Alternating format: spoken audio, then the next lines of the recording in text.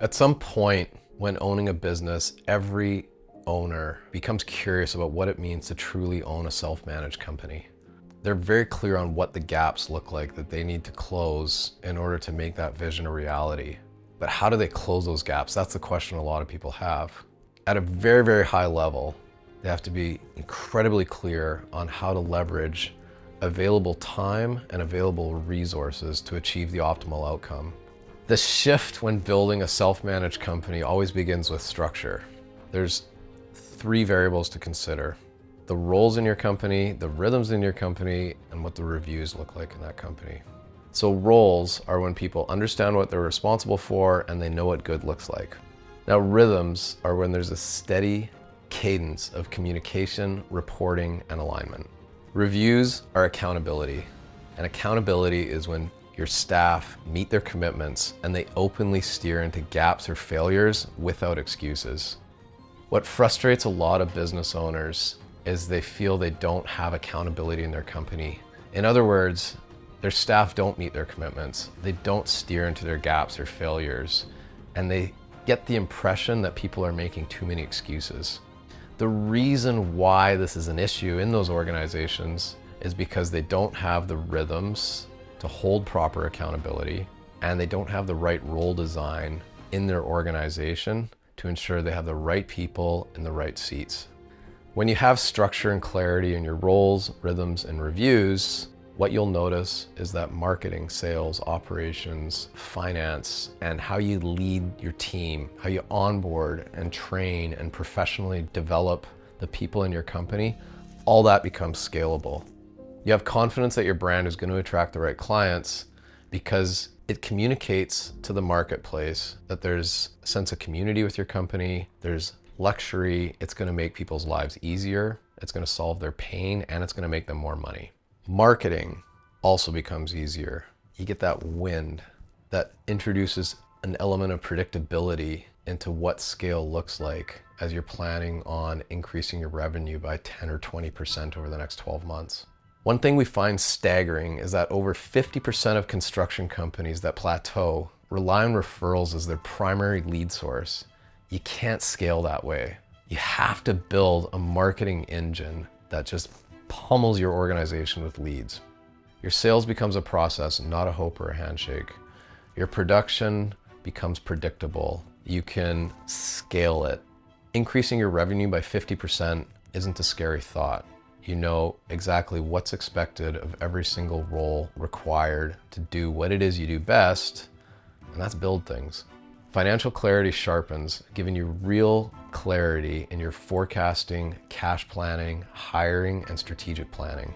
And your leadership changes too. You understand what it takes to actually build a team and build leaders under you that can replicate what it is that you've done to bring your business to its current point of success.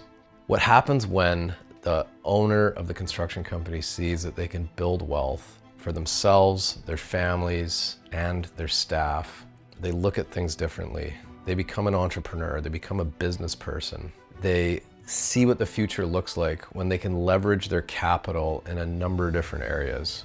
Not only will they build wealth through their operating company, but they see how they can build wealth through land acquisition. Land will increase in value. They can add value to that land through a number of ways. They can get rezoning. You see appreciation in rents. With that comes a number of different tax strategies that you can deploy. They see that there are at least 6 ways to build wealth all at once, rather than just one when you just have your company. Another element that is so foundational to building a self-managed company and building wealth is your network. It's the people who are around you. A-Rod had a great quote. He said, "Show me your network and I'll show you your net worth."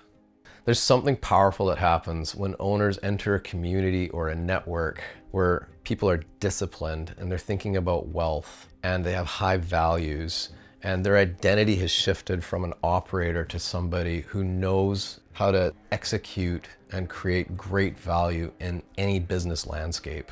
What we really want to get across to people is that their identity has to go through a bit of an evolution. One example I like to share with people is if they woke up tomorrow and they're in a totally different city and they had nothing and they were expected to build back everything that was taken away from them. I promise you they would do it in significantly less time. Why is that?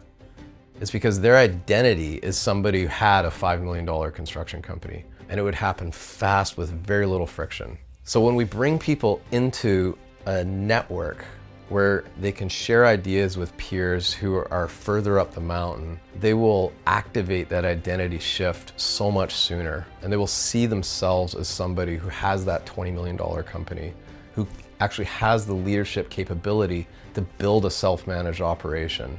If I'm being honest, that is the most critical shift that must happen in any entrepreneur's life. It's how they fundamentally see themselves and how they view the world through a different lens. And it matters. 67% of CEOs say that being isolated at the top is their largest barrier to growth.